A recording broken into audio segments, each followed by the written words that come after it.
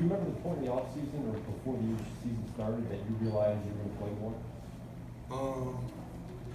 Not really. It was kind of always that mindset of I have to play. I have to try and crack the starting line. Even when I was starting, I have to crack the starting line. You know, because that's how you gotta act. You know, you gotta remain hungry. You know. So. Did the coaching staff communicate to you anything about your role or standing roles? Yeah, we talked about it. You know, what I was trying to be and me trying to be the player that I wanted to be and becoming the type of player I wanted to be. But I wanted to see it come to fruition. Was it tough, like those first 2 years, is sort of finding your role on the team? I mean, today's college football, right? Freshmen play early, everyone wants to play early. Yeah. It was frustrating, but I knew I wasn't ready. And you know, you don't want to be putting out tape that don't look good because you're not ready. Right. So you want to touch the field at the right time, the right moment, and look the right way. You know. How would you assess how you've done so far this year? Do you feel like you've done what you want to do? You feel like there's a lot more that you could do? How do you feel?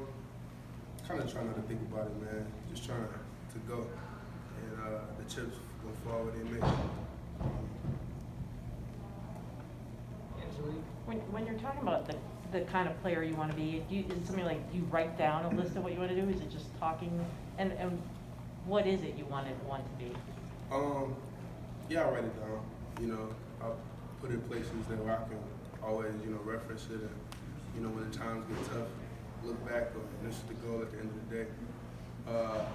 And that's, you know, just to be the most dominant defensive lineman I can, you know, because, you know, I've been told I can be pretty dominant, so why not try and be that, you know? Are they, I mean, like Quiddy had that wallet with a bunch of quotes and stuff that he would look at quite a bit. Is that sort of what you have, or is it things that you wrote for yourself? It kind of, like, I put things on my mirror. I can look at it in the mornings, you know, or I put things in my notes. Sometimes I write down things in my notebook, but it's kind of everywhere throughout my whole life, just so I could remember it, whether it's me telling my mom or telling my coaches, you know, or telling myself or telling my friends, you know. Brian? Mazi, what sticks out about Penn State's offense? What, you know, they got a great receiver, first of all, but, you know, their quarterback's over there doing well, and their offensive line's over there doing a good job, you know.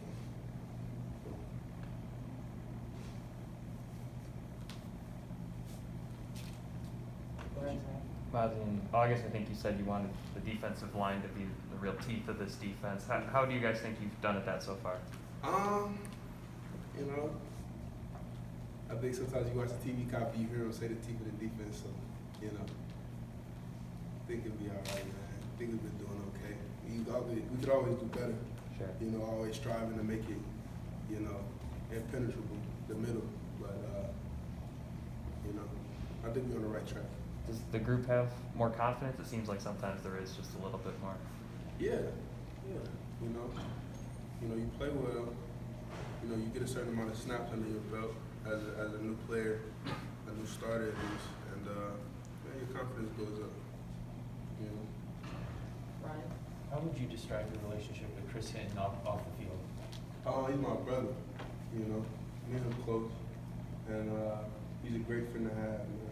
One of the nicest guys I've met. You know, and it's good to have him in your corner. Does that relationship kind of translate to the field as well, do you think? Yeah. You know, the better that you know the people next to you, the harder you'll play for them, you know, or the quicker you can bounce back from a mistake because they come in and pat you on your back and tell you know, you're a good player still. You can still be the player you want to be. You know, one play don't define you, and next play. Monty, can you imagine picking up the game as late as David Ojabo did and where he's come in such a short period? You know, if I was gifted with the talents and athleticism, yeah. You know, he's just a monster, man. And it's good to see him out there doing what he's doing, but since the day he got there, everybody knew that this is what he could be doing. Is there something about his athleticism that stood out that made you, aware of that pretty quickly? Everything. Everything. He's a premier athlete. One of the freakiest guys I've ever seen. And probably one of the biggest freaks in the country. So, him and Aiden.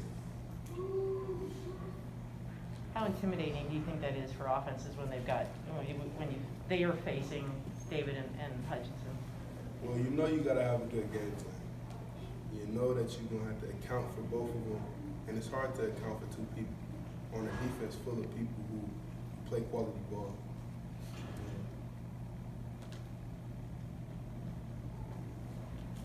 Is there anything else for Mazi? What flavor is your shake? It's cookies and cream. I wish it was strawberry though. They ain't had strawberry though.